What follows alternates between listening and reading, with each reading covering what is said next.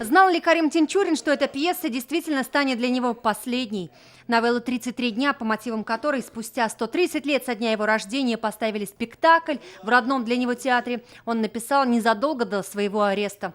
Постановка, как и все, прошла с аншлагом, а началось все в далеком 1900 году, когда 13-летний мальчишка из деревни Таракановка приехал в Казань в поисках счастья.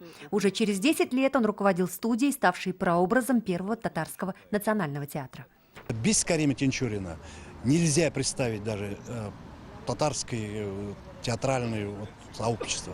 Во всех театрах и в репертуаре есть произведения Карима Тинчурина. Сегодня, в день рождения драматурга, труппа театра, который носит его имя, в полном составе собралась на Архангельском кладбище, чтобы возложить цветы.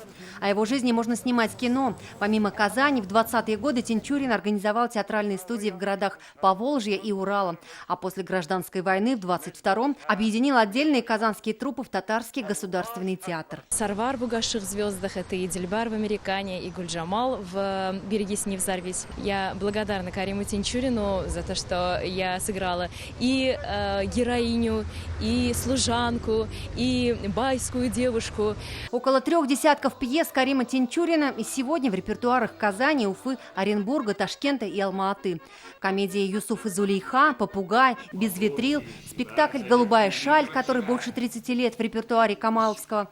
Наследие Тинчурина для татарского народа трудно переоценить. Я, как молодая актриса, когда я пришла в театр, мне доверили одну из главных ролей в спектакле «Угасшие звезды» Карима Тинчурина, в котором я почти 12 лет проработала в этом спектакле.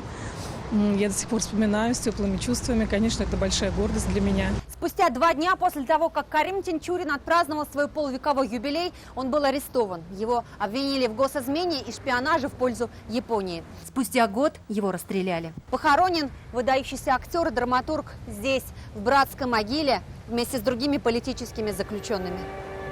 Он ушел в самом расцвете сил, полный творческих планов и надежд. Реабилитировали Карима Тинчурина спустя 17 лет после его гибели. Юлия Гоголева, Игорь Романов, ТНВ, Казань. Наша рука помощи вашему бизнесу. Антикризисные предложения. Телефон 843 5 705 100.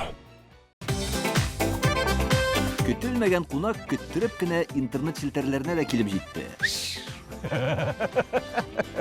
Хәзер бу фильмның барлык серияларын ТНВ.ру сайтында карап була.